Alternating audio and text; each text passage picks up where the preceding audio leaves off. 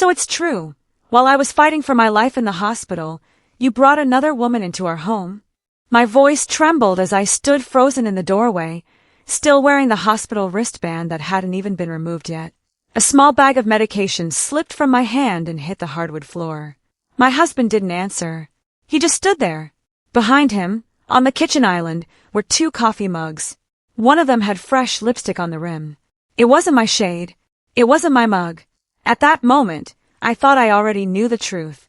I believed my husband had betrayed me while I was lying in a hospital bed, wondering if I'd ever make it home again. But I had no idea. What I was about to discover would completely change everything I believed about my marriage, that woman, and even the day I was admitted to the hospital. Before we dive into today's story, I want to hear from you. If you came home from the hospital and found signs that another woman had been living in your house, what would you do? Leave your answer in the comments and let me know where you're watching from. If you enjoy emotional stories with shocking twists that keep you guessing until the very end, don't forget to like this video, subscribe to the channel, and turn on notifications so you never miss our next story. My name is Naomi Ellison. I'm 39 years old, and until that week, I believe my husband, Grant Ellison, was the one person who would never give me a reason to question his loyalty. We've been married for 14 years. We weren't wealthy. We weren't perfect. But I thought we had something stronger than most couples ever find. Then I got sick, and the day I finally walked back into our home after 5 terrifying days in the hospital, I stepped into what looked like undeniable proof that my husband had been sharing our house with another woman. I still remember the smell before I remember the silence. Hospitals have a way of following you home.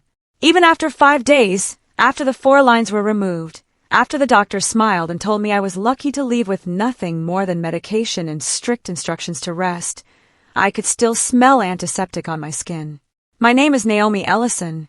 I'm 39 years old, and until that week, I believed I knew exactly who my husband was. Grant and I had been married for 14 years. No mansion, no luxury vacations, no picture-perfect marriage that people envied on social media. Just an ordinary life in a quiet suburb outside Columbus, Ohio. He worked as a project supervisor for a construction company. I worked remotely as a customer service manager until my health suddenly collapsed. 3 weeks before I was hospitalized, I started having severe abdominal pain. I kept telling myself it was stress. Grant insisted I see a doctor. I kept postponing it. By the time I finally agreed, my appendix had ruptured. The emergency surgery saved my life. According to my surgeon, waiting another 12 hours might have been fatal. Grant never left my side during those first 2 days. He slept in an uncomfortable chair beside my hospital bed. He helped me drink water. He held my hand whenever I woke up in pain. Every nurse who walked into my room smiled and said the same thing. You're lucky to have a husband like him. I believed them. On the 3rd day, things changed. Grant started leaving the hospital more often. He always had a reasonable explanation. The dog needed feeding. Bills had to be paid. Someone from work kept calling. His elderly mother needed groceries. Nothing sounded suspicious. Life doesn't stop just because someone you love is lying in a hospital bed. At least that's what I kept telling myself. The morning I was discharged, Grant called to say he was running late because traffic on Interstate 71 had come to a complete stop after an accident. I'll be there as soon as I can, he promised. But I didn't want to wait another hour. My younger sister, Celeste, happened to be nearby after dropping her son off at summer camp. She offered to drive me home. Grant sounded relieved when I texted him. Perfect, he replied. I'll meet you at the house. Looking back now, that text message should have bothered me. Instead, I smiled. I thought he was simply exhausted after everything we'd been through. The drive home felt strangely emotional. For 5 days, all I wanted was my own bed, my own blanket, my own coffee mug, the familiar creak of the hardwood floor in the hallway. Simple things suddenly felt priceless. Celeste helped me carry my overnight bag to the front porch. The first thing I noticed wasn't the house. It was Grant's truck. It wasn't there. He must still be stuck in traffic, Celeste said. I nodded. Nothing unusual. I unlocked the front door. The moment it opened, something felt different. Not wrong. Different. The air carried a faint floral scent. It wasn't the lavender candles I usually burned. It wasn't my perfume. It was sweeter, warmer, almost like vanilla mixed with jasmine. I frowned. "Do you smell that?" I asked. Celeste took a deep breath. "Maybe one of those plug-in air fresheners. We don't use those." Neither of us said another word. I stepped inside.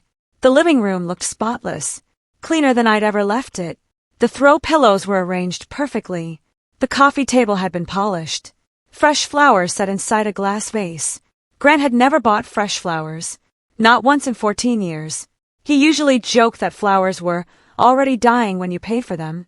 I smiled anyway. Maybe he wanted to surprise me. Maybe surviving surgery had changed him. That's what I wanted to believe. Then I walked into the kitchen. 2 ceramic coffee mugs sat beside the sink. One was mine, white, chipped on the handle. The other wasn't. It was dark blue. Elegant. Definitely not ours. I stared at it for several seconds. "Did Grant buy new dishes?" Celeste asked. I've never seen that mug before. Neither had I. I picked it up. It was still slightly warm. My heart skipped. Someone had used it recently. Then I saw it. A faint pink lipstick mark along the rim. Not bright red. Not dramatic. Just enough to catch the light coming through the kitchen window. I slowly looked down at my own reflection in the microwave door. I wasn't wearing lipstick. I hadn't worn makeup in nearly a week. My stomach tightened so suddenly that the fresh surgical stitches began to ache. "Naomi!" Celeste's voice dropped. Maybe one of the nurses came by. I almost laughed. A nurse? Inside my kitchen? Drinking coffee from a mug I'd never seen before? Even saying it out loud sounded ridiculous. I placed the mug back exactly where I'd found it. Every instinct told me not to touch anything else. For the first time since leaving the hospital, I no longer felt like I was coming home.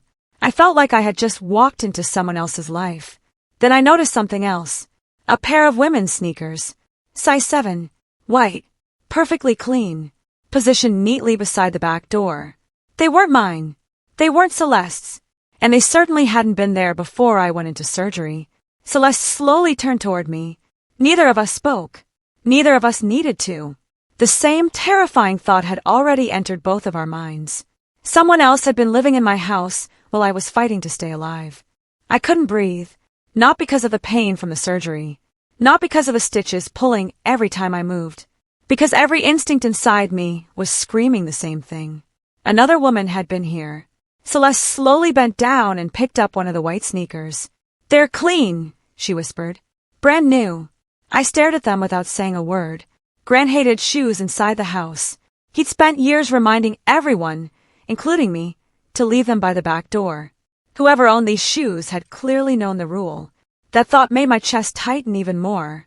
This wasn't a random visitor. This was someone who had been comfortable here. Someone who knew the house. Someone Grant hadn't needed to explain anything to. I forced myself to stay calm. "No conclusions," I muttered. "What?" I said, "No conclusions." The words sounded convincing. I didn't believe them myself. My phone buzzed. "Grant, traffic finally cleared. I'll be home in 15 minutes. 15 minutes. He still wasn't home. But someone else's coffee was still warm. I looked at the message again. Then I looked at the mug. Someone was lying.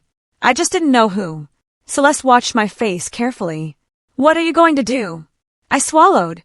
"Nothing." She frowned. "What do you mean, nothing? If there really was another woman here." I paused. "I don't want him to know I've already noticed." For the first time that afternoon, my younger sister smiled. "There you are." "What?" "The Naomi I know." I wasn't sure she was right. The Naomi she knew would have confronted Grant the second he walked through the door. But surgery changes people. Nearly dying changes people even more. You stop reacting. You start observing. I slowly walked toward the hallway. Every room looked unusually organized. The picture frames had been dusted.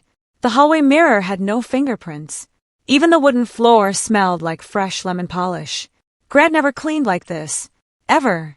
He believed in vacuuming once a week and calling it good enough. I gently pushed open the guest bedroom. Nothing.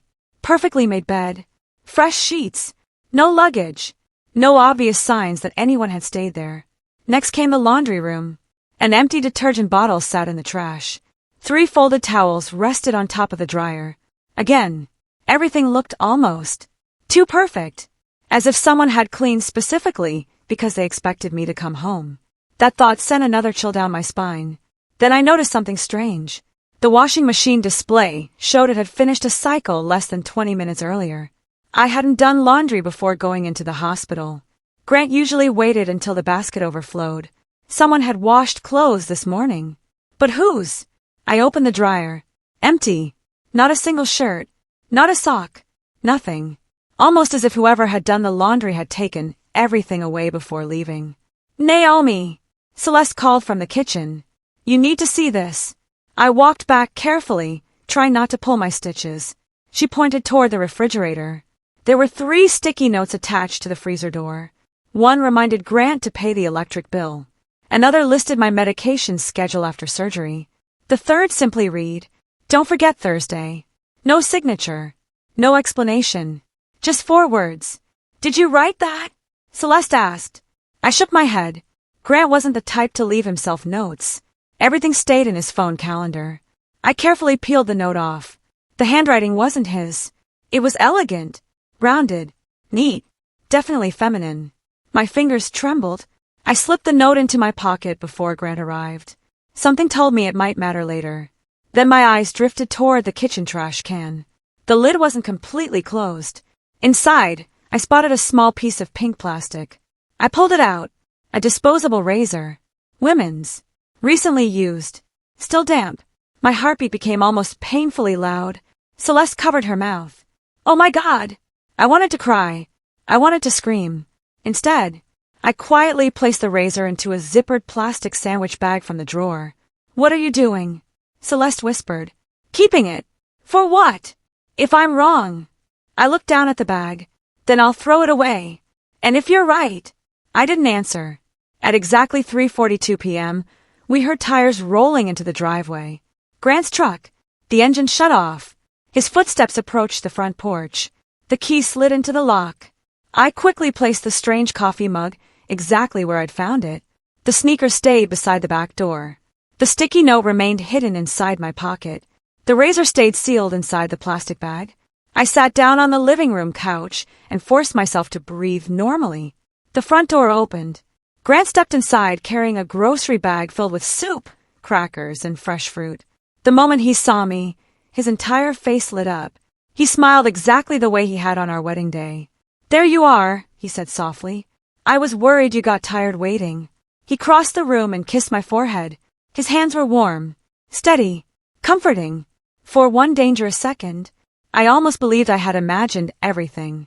Then I caught it, the same sweet vanilla and jasmine perfume I'd smelled the moment I walked into the house. It wasn't coming from the room anymore. It was coming from him. Grant wrapped his arms around me carefully, mindful of the fresh stitches beneath my sweatshirt. I missed you, he whispered. His voice sounded exactly the way it always had. Gentle, warm, honest. That was the worst part. Nothing about him looked like a man hiding an affair. He stepped back and studied my face. You look exhausted. I am. I'm sorry I wasn't here when you got home. The traffic was terrible. I held his gaze. So you said? He nodded naturally. Not too quickly. Not defensively. Just naturally. If he was lying, he was frighteningly good at it. Celeste stood quietly beside the kitchen counter, watching both of us. Grant smiled at her. Thanks for bringing Naomi home. Of course. Her voice was polite, but I knew my sister well enough to hear the tension underneath. Grant walked into the kitchen and unpacked the grocery bag. Chicken noodle soup, whole grain crackers, fresh strawberries, Greek yogurt. Every single item was something my doctor had recommended before I was discharged. He had been paying attention. Again, it didn't fit the image of a man secretly replacing his wife with another woman. He turned around. I even bought that tea you like. I forced a smile. Thank you. He poured me a glass of water. His hands didn't shake. His breathing stayed steady. No nervous glances. No guilt. Nothing. That almost made everything worse. Because if he wasn't pretending, then how did another woman's belongings end up in my house? As Grant washed the strawberries, I quietly looked toward the sink. The unfamiliar blue coffee mug was gone. My heart skipped. I was certain it had been there just moments earlier. I glanced at Celeste. She looked just as confused. Grant noticed us looking around. What? Nothing. I answered quickly. You sure? Yeah. He smiled and continued rinsing the fruit. Had he moved the mug? Or had I imagined seeing it? No. I knew what I had seen. The lipstick mark had been real. While Grant prepared lunch, I excused myself to our bedroom. I need to lie down for a minute. Take all the time you need, he called. I'll bring your soup upstairs. The bedroom looked perfectly normal. The bed was freshly made. The curtains were open. Sunlight filled the room. Everything appeared exactly as I had left it, until I opened my closet. Someone had reorganized it. My dresses hung by color. Shoes were perfectly aligned. Even my handbags had been arranged by size. I stood there, frozen. Grant had never touched my closet, not once in 14 years. He couldn't even remember where I kept winter coats. Someone else had done this. Someone who wasn't afraid to spend time in our bedroom. I slowly reached toward one of my sweaters. It smelled faintly of the same vanilla and jasmine perfume. My fingers tightened around the fabric. I hadn't imagined it. The scent was everywhere. Footsteps approached behind me. I quickly closed the closet door. Grant entered carrying a tray. I figured you'd be hungry. He placed the soup on the nightstand. You really didn't have to. I wanted to. He sat beside me on the bed. For a few moments, neither of us spoke. Then he reached into his pocket. Oh, I almost forgot. He handed me a small velvet box. I blinked. What's this? Open it. Inside was a silver necklace. Simple. Elegant. The kind of jewelry I actually liked. I looked at him in surprise. Our anniversary isn't for another 3 months. I know. So why? He smiled softly. I wanted to remind you that you're still here. Tears stung my eyes. Any other day, I would have thrown my arms around him. Instead, all I could think about was another woman standing in this very room while wearing that same perfume. I closed the box. It's beautiful. I'm glad you like it. He kissed my forehead again before leaving me alone to rest. The bedroom door clicked shut. I waited. 1 minute. 2. 5. Then I quietly got out of bed. Every movement pulled painfully against my stitches, but curiosity hurt more than the incision. I walked to Grant's side of the closet. His clothes looked untouched. Nothing unusual. Then I noticed a small black duffel bag tucked behind a stack of shoeboxes. I'd never seen it before. I slowly unzipped it. Inside were folded towels, a first aid kit, bottled water, protein bars, flashlights, a phone charger still in its package. It looked less like luggage and more like an emergency bag. What is this? I whispered. Before I could search further, I heard Grant calling from downstairs. Naomi! I quickly zipped the bag closed and pushed it back exactly where I'd found it. I'll be right there. As I turned to leave the closet, something caught my eye beneath the lowest shelf. A single strand of long blonde hair. I stopped breathing. My hair was dark brown. Celeste's hair was black. Grant's was chestnut. None of us had blonde hair. With trembling fingers, I carefully picked up the strand. It was too long to be his, too light to be mine.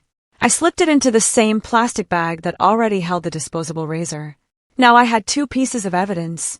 And deep inside, I had the terrifying feeling that before this week was over, I was going to find much more. Grant was setting the dining table when I came back downstairs. He looked up and smiled. Perfect timing. The soup's still hot. I sat across from him, careful not to let the pain show on my face. Not the physical pain. The other kind. The kind that quietly tears a marriage apart before anyone says a single word. Celeste remained for another 30 minutes before leaving. She hugged me tightly. If you need me. I know. Her eyes briefly met mine. She didn't have to say anything. We were thinking the same thing. Watch him. After she left, the house became unbearably quiet. Grant insisted on washing every dish himself. You should rest. I've been resting for 5 days. You just had surgery. I can still dry a plate. He laughed. You've always been stubborn. That sentence almost broke me, because it sounded like the Grant I'd loved for 14 years. Not a stranger. Not a cheater. Just my husband. When he finished cleaning, his phone vibrated on the kitchen counter. He wasn't looking. The screen lit up for only a second. A no number. She's home. That was it. 2 words. She's home. Before I could read anything else, the notification disappeared. Grant grabbed the phone and slipped it into his pocket. He noticed me watching. Work? I asked. Yeah. He answered a little too quickly. One of his subcontractors. What did they want? Scheduling. His answer came smoothly. Too smoothly. For the first time all day. Grant lied without hesitation. I was certain of it. That evening, he offered to help me upstairs. I can walk. I know you can. So why are you following me? He smiled. Because I almost lost you. His words were gentle. Real. For a split second, guilt crept into my chest.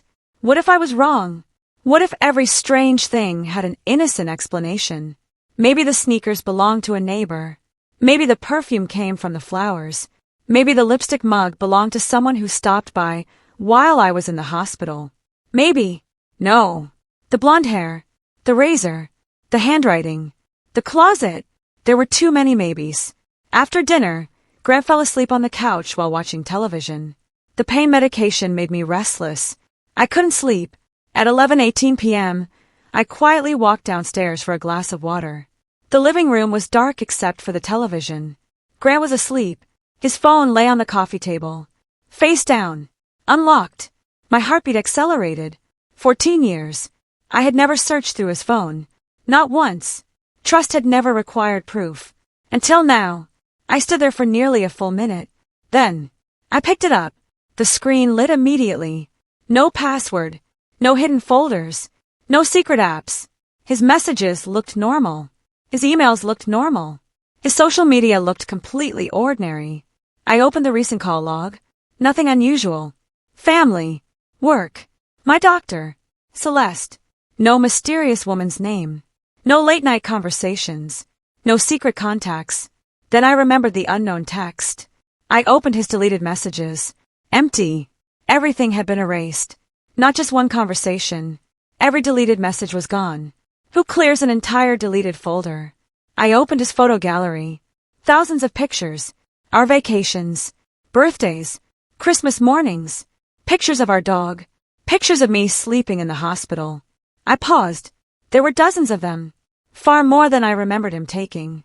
As I continued scrolling, something caught my attention. One image had been taken 3 days earlier. Inside our kitchen.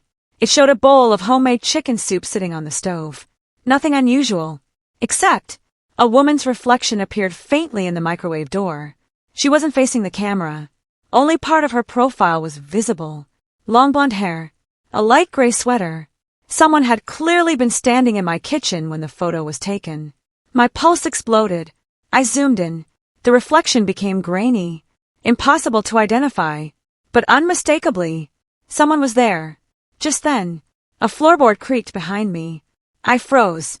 Grant's sleepy voice came from the darkness. What are you looking at? I slowly lowered the phone. My hands were shaking so badly I almost dropped it. He wasn't angry. He wasn't shouting. He simply stood there in the hallway, looking directly at the photograph I had just discovered. Grant didn't move. Neither did I. The only sound in the room came from the television, where some late-night talk show host was making jokes to an audience that burst into laughter every few seconds. It felt grotesquely out of place. Grant looked from my face to the phone in my hands, then back to my face. I'm sorry, I said quietly. I couldn't sleep. His expression didn't change. You've never gone through my phone before. No. And tonight you did. Yes. He slowly walked closer. Instead of reaching for the phone, he pulled out the chair across from me and sat down. I guess you've found enough things today to stop trusting me. The sentence caught me off guard. He wasn't defensive. He wasn't denying anything. He sounded disappointed. I swallowed hard. I found women's shoes. He nodded once. I know. I found a coffee mug with lipstick on it. Again. I know. I found blonde hair in our bedroom. His jaw tightened. I know. Every answer made my heart beat faster. He wasn't pretending those things didn't exist. He knew exactly what I was talking about. So tell me the truth. Silence. Grant. I can't. My eyes filled instantly. You can't. Or you won't. They're not the same thing. They are to me. He leaned forward, resting both elbows on his knees. If I tell you everything tonight. He stopped himself. Someone else gets hurt. I laughed bitterly. Someone else. So there is another woman. I didn't say that. You didn't have to. He closed his eyes for several seconds before opening them again.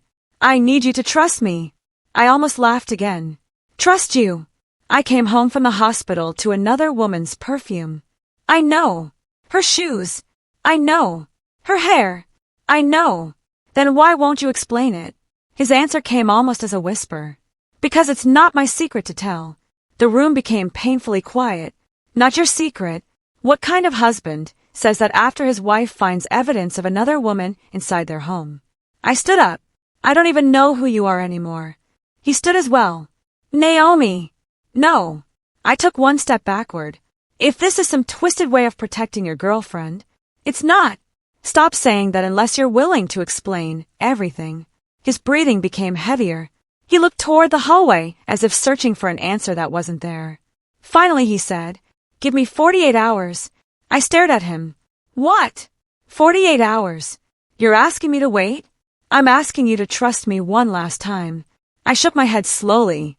Do you have any idea what that sounds like? Yes. It sounds like a guilty man buying time. His face fell. I know. And yet that's exactly what you're doing. He didn't argue. He didn't even defend himself. That frightened me more than anger would have. Because innocent people usually fight. Grant looked like a man carrying something far heavier than guilt. I walked upstairs without another word. Sleep never came.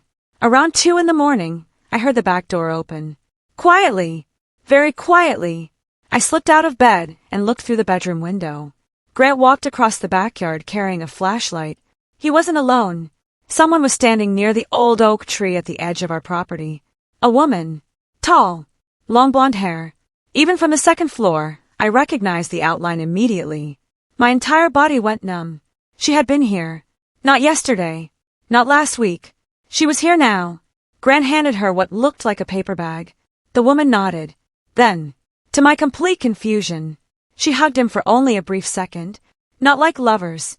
Not passionately. It was the kind of hug people shared after surviving something terrible together. Seconds later, she disappeared through the back gate into the darkness. Grant remained standing there for nearly a full minute before returning inside. I stepped away from the window just before he came upstairs. My heart pounded so violently I thought he would hear it. There it was. The proof I'd been waiting for. He had met another woman in the middle of the night. On our property. While I was asleep. The next morning Grant acted as though nothing had happened. He made breakfast. Asked how I was feeling. Reminded me to take my antibiotics. I answered with one-word responses. At 9:15 a.m., he kissed my forehead before leaving for work. I'll be home early. I didn't answer. The moment his truck disappeared down the street, my phone rang. It was an unknown number. I almost ignored it. Something told me not to. I answered. A woman's trembling voice whispered only one sentence before the call abruptly ended. If you want the truth, don't ask your husband. Follow me instead. I stared at my phone long after the call had ended. The screen displayed only 2 words. Call failed. No caller ID. No number. No voicemail. Just silence. My thumb hovered over the redial button, but there was nothing to press. Whoever she was had blocked the number before the connection even closed. For several minutes, I sat motionless at the kitchen table. The sentence echoed inside my head. If you want the truth, don't ask your husband. Follow me instead. It wasn't a threat. It wasn't an apology. It sounded like an invitation. Or a warning. I couldn't tell which. I considered calling Celeste. She would tell me to call a lawyer. Or the police. Or confront Grant immediately. Instead, I slipped the phone into my pocket and looked around the kitchen once more. Everything was exactly where it had been yesterday. Except, the unfamiliar blue coffee mug was back. It sat neatly beside the coffee maker as if it had never disappeared. I slowly walked toward it. The lipstick mark was gone. Someone had washed it. Recently. I touched the ceramic. Cold this time. Clean. Deliberately clean. Whoever had used it knew enough to remove every trace. That wasn't an accident. That was someone thinking ahead. I opened the cabinet where we kept our dishes. Every mug matched. White. Gray. 2 red Christmas mugs we'd owned for years. The blue mug wasn't part of any set. Someone had brought it into our house. I wrapped it carefully in a kitchen towel and placed it inside a shopping bag. If Grant noticed it was missing, I'd finally see how he reacted. Around noon, my phone vibrated again. This time it wasn't a call. It was a text. No number. No name. Just an address. Riverside Community Park. 1 p.m. Nothing else. No explanation. No signature. I checked the time. 12:18. 42 minutes. Every rational thought told me not to go. Every unanswered question pushed me toward the car. I wasn't supposed to drive yet after surgery. My doctor had been very clear about that. But I couldn't wait another 48 hours. Not anymore. I grabbed my purse, the shopping bag with the blue mug inside, and quietly locked the front door. The drive took less than 15 minutes. Riverside Community Park was almost empty. A young father played catch with his son. 2 elderly women walked a trail beside the river. Nothing unusual. Nothing suspicious. Then I noticed her. A blonde woman sat alone on a bench overlooking the water. Gray sweater. White sneakers. Exactly the same sneakers I'd found beside my back door. She looked up the moment I stepped out of my car. She already knew who I was. I approached slowly. "You called me." She nodded. "I did." Her voice was calm. Much calmer than mine. "Who are you?" "My name is Evelyn." "Are you sleeping with my husband?" For several seconds, she simply stared at me. Then, to my complete surprise, she shook her head. "No. I don't believe you." "I know." "Then tell me why your shoes were in my house." She looked down at her hands. "I can't answer that." "Why not?" "Because I promised." I laughed in disbelief. "So everyone keeps making promises except to me? I understand why you're angry." "No, you don't." I stepped closer. "I came home from the hospital, thinking my husband betrayed me." Her eyes immediately filled with tears. "I know. You know. I know exactly what you've been thinking." "Then explain it." She looked around the park before speaking again. "Your husband isn't the person you think he is." "There. I knew it." "You misunderstood." "No, I didn't. He isn't the man you think. Because he's been carrying something alone for months. Months. Not days. Months." My heartbeat slowed. "What does that mean?" She opened her mouth, then suddenly stopped. Her face changed. She was staring over my shoulder. I turned. A black SUV had just entered the parking lot. 2 men stepped out. Neither of them looked toward the playground. Neither looked at the river. Both looked directly at Evelyn. Every color drained from her face. "We have to leave." "What?" "They found me." Before I could ask another question, she grabbed my wrist. Her hand was ice cold. "Naomi, this isn't about an affair anymore." My stomach tightened. "What are you talking about?" She looked me straight in the eyes. The fear on her face didn't look rehearsed. It looked real. Painfully real. Then she whispered 7 words that erased every certainty I still had. "Your husband has been trying to save my life." Evelyn's fingers tightened around my wrist so suddenly that I almost cried out. "Get in your car," she whispered. "Now." The black SUV rolled slowly across the parking lot. Not fast, not aggressively, almost patiently, as if the people inside already knew neither of us had anywhere to run. I pulled my hand away. "I'm not leaving until you explain what you just said." Evelyn looked like she was about to panic. "You don't understand." "Then make me understand." "They can't see us talking." "Who?" She glanced toward the SUV again. "The people Grant warned me about." My pulse quickened. Warned her. Grant knew these men. Before I could ask another question, both men climbed back into the SUV. The engine remained running.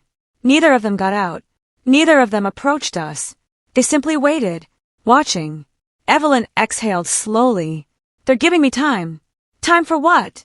"To decide." "Decide what?" "Whether I tell you the truth." I felt the familiar ache around my surgical incision, but I ignored it. "Start talking." She looked down at the river for several seconds. "When I first met Grant." She stopped. "I thought he hated me." That wasn't the answer I expected. "He found me 6 months ago." "Where?" "Behind a grocery store." I frowned. "What were you doing there?" "Sleeping." The word hit me harder than I expected. Sleeping. I'd been living in my car for almost 4 months. I blinked. My ex-husband found out where I was staying. Her voice became quieter. He'd spent years controlling every part of my life. "What does that have to do with Grant?" "He saw me one night." "By accident?" "Yes. He thought I was having car trouble." She gave a small, broken smile. "I almost laughed when he knocked on the window." I remained silent.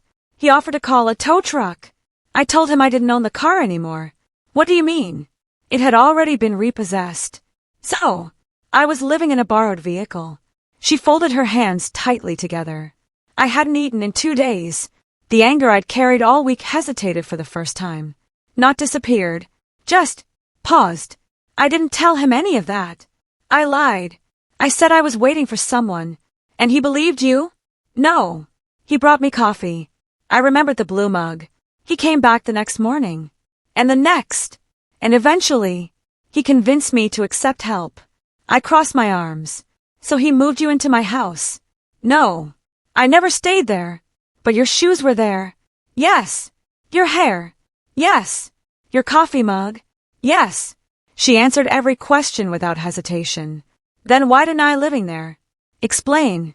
I only came during the daytime. What? When Grant knew you were in the hospital. My heart sank. He told me your surgery had gone well. He said you would recover. I never once entered your bedroom. I immediately thought of the blonde hair I'd found. As if reading my mind, Evelyn continued. The day I helped clean your closet, one of my hairs must have fallen. You cleaned my closet. I wanted to thank him. You thanked him by organizing my house. Tears filled her eyes. I had nothing else to give. For a moment, neither of us spoke. Everything she said sounded possible, even believable. Yet one enormous question remained. If Grant was only helping you, why hide it from me? Evelyn closed her eyes. Because he promised someone. Who? She hesitated again. I can't. My frustration exploded. Not you too.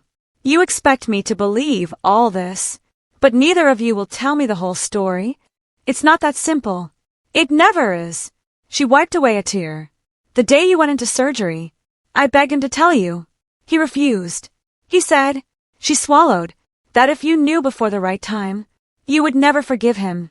Those words echoed in my head. You would never forgive him. Not because of another woman. Because of, what? I reached into my purse and pulled out the blue coffee mug wrapped inside the towel. I brought this. Evelyn stared at it. I've been looking everywhere for it. So it's yours. Yes. Take it. She slowly accepted it with both hands. She smiled sadly. My daughter gave this to me. I froze. Your daughter. It's the last birthday present she ever bought. My stomach tightened. Ever. Evelyn looked away. She died 3 years ago. The sentence landed like a stone in my chest. Everything inside me shifted. Not enough to erase my suspicion, but enough to make me question it. She carefully held the mug against her chest. I carry it everywhere. It's the only thing I have left. Before I could respond, my phone suddenly vibrated. Grant. Calling. I answered immediately. Where are you? His voice wasn't angry. It was terrified. Before I could finish, he interrupted me. Listen carefully. His breathing was uneven. If you're with Evelyn, leave. Right now. I looked at Evelyn. She had gone completely pale. Grant spoke again. His voice dropped to almost a whisper. They found her. Grant's voice cracked through the phone. They found her. I had never heard fear like that in his voice. Not when my appendix ruptured. Not when we buried his father. Not during the tornado that had ripped through our neighborhood 5 years earlier. This was different. Raw. Uncontrolled. Naomi, he said, struggling to catch his breath. Listen to me, very carefully. I'm listening. Don't argue. Grant. Please. That single word stopped me. It wasn't a husband trying to control his wife. It sounded like a man begging for the life of someone he loved. You need to leave the park right now. I looked toward the black SUV. It was still there. The windows were tinted so dark I couldn't see inside. They're still watching us. I know. My heart skipped. You know. I've been tracking that vehicle for almost 3 weeks. 3 weeks. Everything inside me froze. How? I'll explain later. No. There may not be a later if you don't leave now. Evelyn stepped closer. What did he say? Before I could answer, Grant spoke again. If Evelyn is standing next to you, put the phone on speaker. I did. Grant. Evelyn said quietly. I'm sorry. No. Her eyes immediately filled with tears. You promised she would never get involved. I know. But they moved faster than we expected. Expected? The word echoed inside my mind. Neither of them sounded surprised. They sounded prepared, as though this wasn't the first time they had discussed this possibility. Grant continued, "Is the black SUV still there?" "Yes," Evelyn answered. "Two men." "Yes." "What are they doing?" "They're waiting." Grant cursed under his breath. It was the first time in 14 years I had ever heard him swear. "Grant," I whispered. "What is happening?" For several seconds, all I heard was his breathing. Finally, he spoke. "The men in that SUV work for Daniel." Evelyn shut her eyes. "I knew it." I frowned. "Who's Daniel?" Neither of them answered immediately. Then Evelyn quietly said, "My ex-husband." I stared at her. "The abusive one?" She nodded. "He found us." Us. Not me. Not her. Us. The word didn't escape my attention. Grant's voice returned. "Naomi, I need you to trust me for just 10 more minutes." I almost laughed. Trust. That word again. I've been asking questions for days. I know. You've answered almost none of them. I know. And now you're asking me to trust you? Yes. I looked down at the grass beneath my feet. Every piece of evidence I'd collected replayed inside my head. The perfume. The sneakers. The blonde hair. The coffee mug. The late-night meeting. The secret phone calls. Everything pointed toward an affair. Everything. Yet standing here, nothing felt like an affair anymore. It felt like something else. Something much bigger. Something I still couldn't see. Suddenly, the driver's door of the SUV opened. A tall man stepped out. Mid-40s. Expensive suit. Calm expression. He wasn't rushing. He wasn't angry. He walked toward us with slow, confident steps, stopping about 20 feet away. He smiled politely. "Good afternoon." Neither Evelyn nor I answered. He kept smiling. "I believe something that belongs to my client is with you." Evelyn's entire body stiffened. "I don't belong to anyone." The man's smile widened. "My employer disagrees." Grant's voice exploded through the speaker. "Naomi!" I immediately lifted the phone. "Get back in your car." The man heard him. His eyes shifted toward my phone. "So," he said softly, "Grant is listening." He reached into the inside pocket of his jacket. Every muscle in my body tensed. Instead of a weapon, he removed a folded document. He held it up. "This is a court order." No one moved. "It confirms that Ms. Evelyn Carter is required to appear for a legal hearing regarding violations of a protection agreement." Evelyn whispered. "He's lying." The man ignored her. He looked directly at me. "You must be Naomi." I didn't answer. "I'm sorry you've been dragged into this." His tone was calm, professional. Nothing about him resembled a criminal. "In fact," he continued, "I think you've been told a very unfortunate story." My heartbeat accelerated. "What do you mean?" He tilted his head slightly. "I think your husband forgot to mention that Evelyn has been running from the law for nearly 6 months. The words hit me like ice water. I turned toward Evelyn. Her face had gone completely white. She didn't deny it. Not immediately. That silence was all the man needed. "You see," he said gently, "you've only heard one side." Grant shouted through the phone, "Don't listen to him." But it was too late. For the first time since leaving the hospital, my certainty shifted again. Had Grant been protecting an innocent woman? Or had I unknowingly become part of a lie far more dangerous than I had ever imagined? The attorney's words hung in the air. "Evelyn Carter has been running from the law for nearly 6 months." I turned to Evelyn. Her face had gone ghostly pale. She wasn't crying anymore. She wasn't speaking. She simply stared at the man as if she had expected this moment to come. Finally, she whispered, "That's only half the story." The attorney smiled politely. Half-truths are often the most dangerous kind. Grant's voice burst through my phone again. "Naomi, get away from him." The attorney chuckled. "Your husband is still trying to play the hero." "I am not playing anything," Grant snapped. The man ignored him and looked directly at me. "My name is Richard Lawson. I'm an attorney representing Daniel Carter." The man Evelyn falsely accused. My heart pounded. Falsely accused. I looked back at Evelyn. "You told me he abused you." "He did." Richard sighed. "Mrs. Ellison, you've been manipulated." He reached into his briefcase and removed a thick folder. I expected this.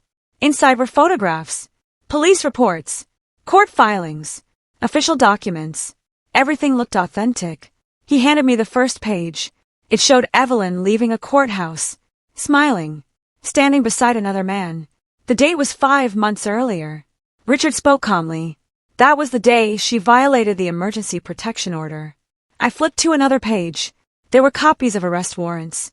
A notice declaring Evelyn had failed to appear before a judge. Another document listed her as a missing witness.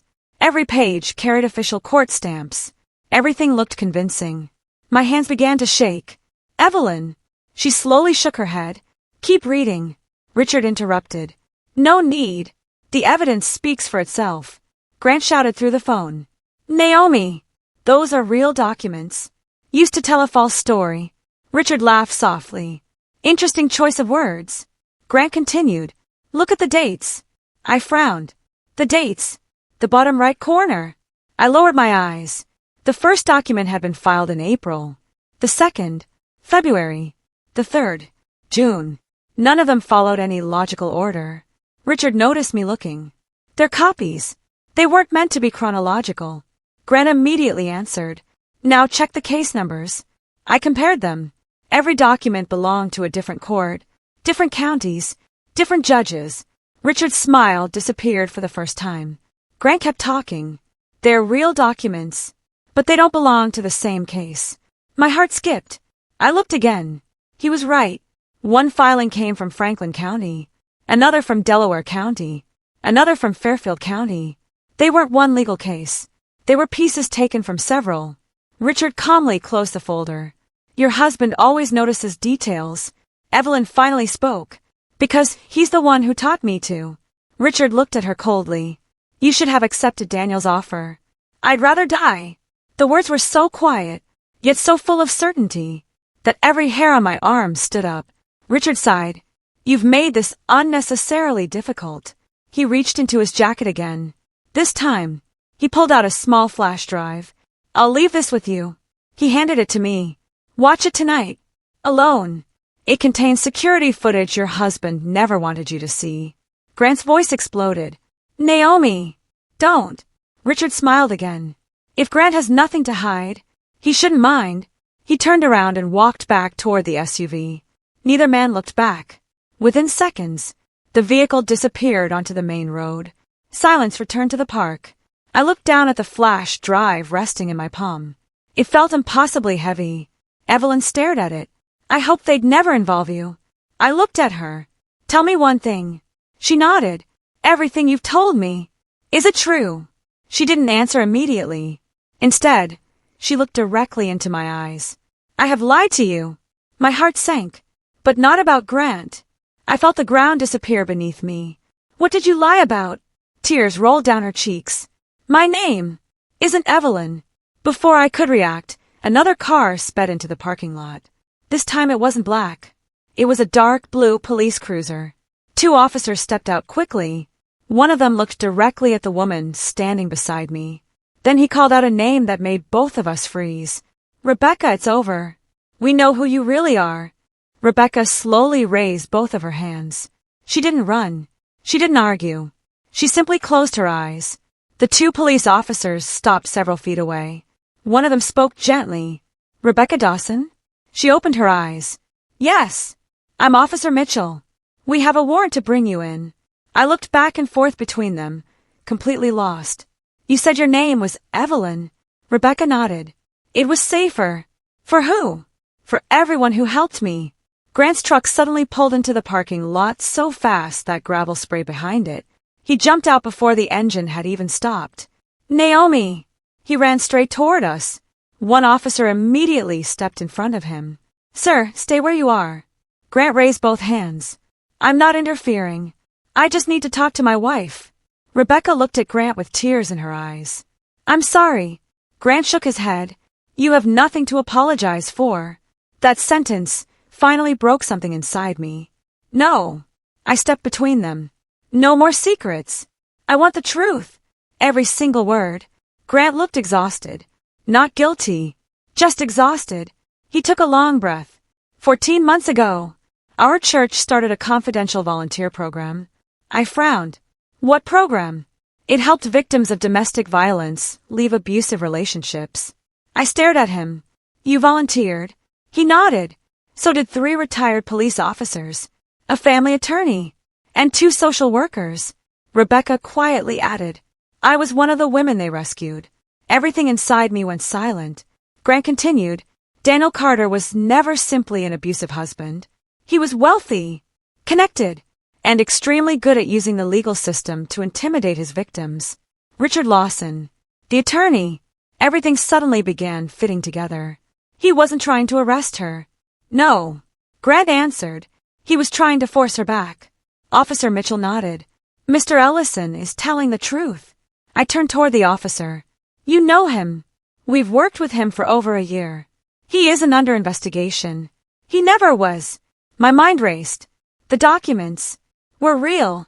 The officer nodded. But they were deliberately taken from unrelated cases to create a false narrative. Exactly what Grant had tried to tell me. I looked at Rebecca. So why are the police here?